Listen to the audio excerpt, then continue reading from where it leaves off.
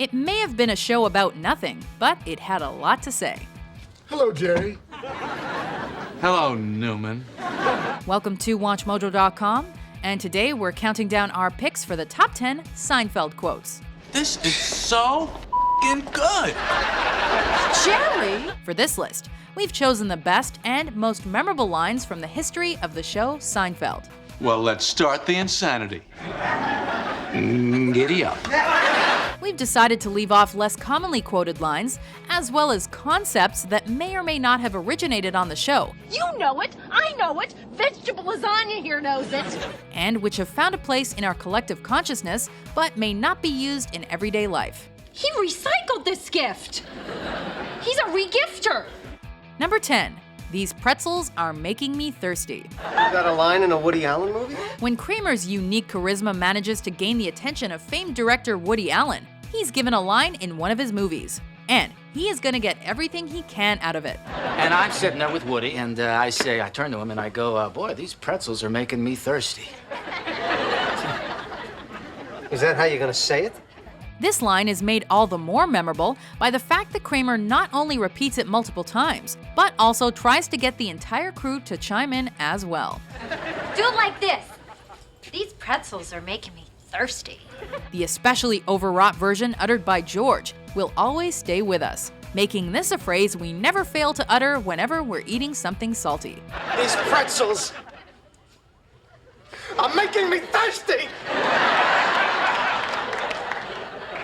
Oh, that was no good? Number 9. And you want to be my latex salesman. What type of company is that? Latex manufacturing. When George is cornered by his unemployment officer, he invents a position he was attempting to get at a made-up company with Jerry's phone number. It's a very small industry, Vandelay. It's one of the reasons I wanted to work for them. A phone number. Like many of the lines on this list, it's the circumstances surrounding this line that make it all the more legendary. And what do I say about you? You're considering hiring me for your latex salesman. I'm gonna hire you as my latex salesman? Right. I don't think so. Coming in the final seconds of the first part of this two-parter Season 3 episode. What delay industries?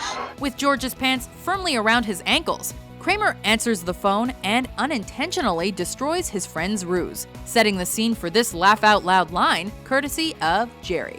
And you wanna be my latex salesman? Number 8. But are you still master of your domain? Care to make it interesting? The core of one of the most groundbreaking episodes of any show ever. This perfectly crafted line ensured the foursome never had to actually say the word masturbation in an episode that centers on the concept. I come home and find my son treating his body like it was an amusement park. But we all knew what they were talking about. So you're still master of your domain? Yes. Netting Larry David his only solo Emmy for writing. This particular episode was also chosen by TV Guide as the greatest TV episode of all time. I'm out. We don't think any of that well-deserved praise would have been possible had this line not become a virtual catchphrase. But are you still master of your domain? I am king of the county. You? Lord of the manor. Number 7. A Festivus for the rest of us. Frank invented a holiday? He's so prolific. When Frank Costanza realized he was raining blows down upon another man over a doll he was trying to buy for his son for Christmas, he decides there has to be another way. What happened to the doll? It was destroyed. The result is a new holiday and a classic Seinfeld line to boot. George, you're forgetting how much Festivus has meant to us all. Perhaps it's the catchy rhyming nature of it all, or Jerry Stiller's outstanding, crazy-sounding delivery. But whatever it is, we know that hearing this quote always brings a smile to our faces. A new holiday was born. A Festivus for the rest of us. Let the airing of grievances begin. I got a lot of problems with you people. Now, you're gonna hear about it. Number 6. But I don't want to be a pirate. Well, that was a good one. Well, We've all been in the situation where we just can't make out what someone is saying, but we don't want to ask them to repeat it yet again. Sure? Oh, yeah. So we play along despite having no idea what is happening. Yeah. Yeah. Yeah. When Jerry finds himself in that situation, and as a result is coerced into wearing an ugly puffy shirt, Like the pirates used to wear. on the Today Show no less, his whiny and almost infantile response says it all. This? I agreed to wear this? Yeah. Despite empathizing with his situation, we can't stop laughing at his desperation to escape his fate. And it's all perfectly encapsulated in this one sentence. You're gonna be the first pirate.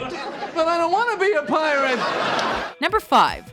Spongeworthy. I tell you, I think birth control should be discussed in an open forum. When her favorite form of birth control is discontinued, Elaine manages to score a case of them. A case? A case of sponges? But decides to use them judiciously. Here's another instance where the Seinfeld writers deftly handled a sticky situation, at least when it comes to network TV, and took the opportunity to create an hysterical scene in which Elaine's potential lover is grilled about what makes him worthy of coitus. I just couldn't decide if he was really sponge-worthy. Sponge-worthy?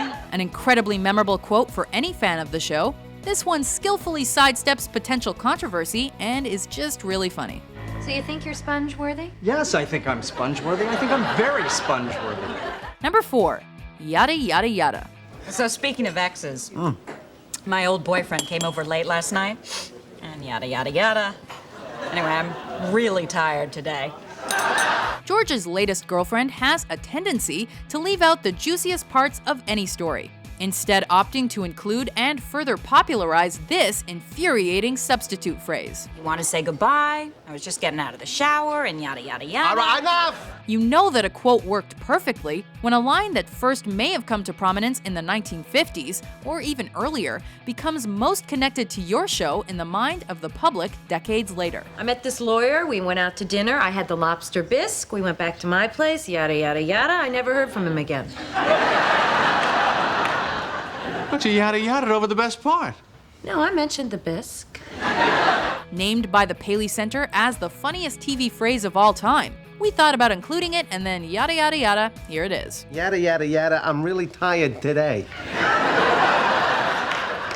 What do you think she was tired from? Well, obviously the yada yada. Number 3. No soup for you.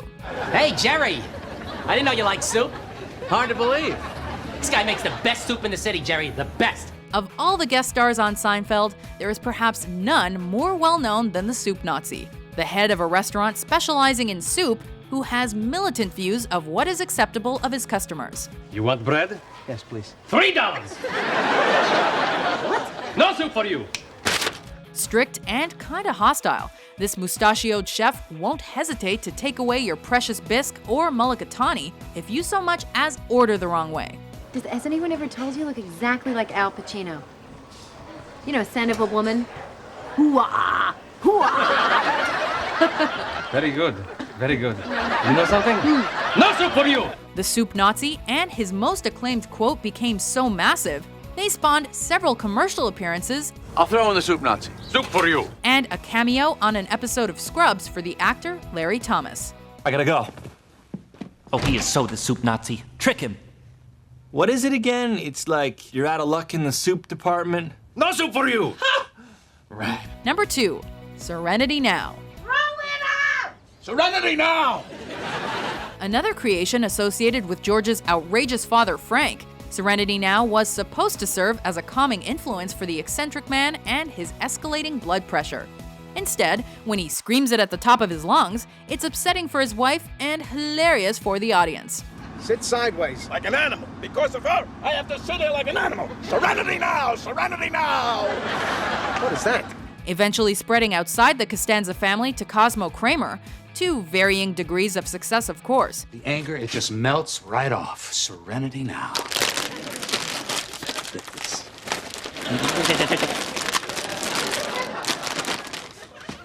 Serenity Now. We're told Serenity Now, insanity later.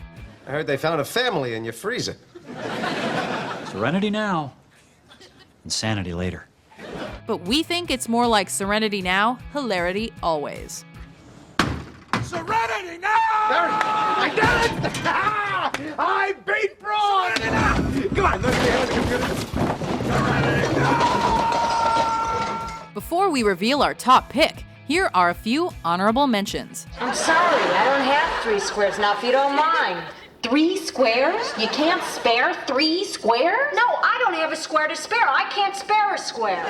Do women know about shrinkage? What do you mean, like laundry? No. Like when a man goes swimming afterwards. It shrinks? There's this guy used to live in the building. They keep calling us to see the baby. You gotta see the baby. When are you gonna see the baby? Can't they just send us a tape? And by the way, they're real and they're spectacular. You know, George, the ocean called. They're running out of shrimp. Oh, yeah, Riley? Well, the jerk store called. They're running out of you. Number 1. Not that there's anything wrong with that. You know, just because you two are homosexual, so what? I mean, you should just come out of the closet and be openly gay already. In an episode that Jerry Seinfeld himself has stated lampoons both homophobia and extreme political correctness, this particular quote has the kind of dual meaning and layers that ensure its place at the top of our list. We did that whole thing for your benefit. We knew you were eavesdropping. That's why my friend said all that. It was on purpose. We're not gay. Not that there's anything wrong with that. Not desiring to be wrongfully identified as homosexual, nor perceived as homophobic, I've been outed. I wasn't even in. Jerry and George strenuously deny the gay rumors that dog them in this Glad Media Award-winning episode by uttering this line at every turn. Oh, no, now she's heard everything. What are we going to do? No, she thinks we're gay. Not that there's anything wrong with it. No, of course not. People's personal sexual preferences are nobody's business but their own. Plus, it's identified by Jason Alexander as the most popular catchphrase in the series' history. So who are we to disagree with that? No, everyone's going to think we're gay. Not that there's anything wrong with that. No, not at all. Do you agree with our list? That's gold, Jerry. Gold! Which Seinfeld quote do you think is the king of the castle? Stuff your sorries in a sack, mister. Did you get that? It's an expression. For more funny top 10s published every day, be sure to subscribe to WatchMojo.com.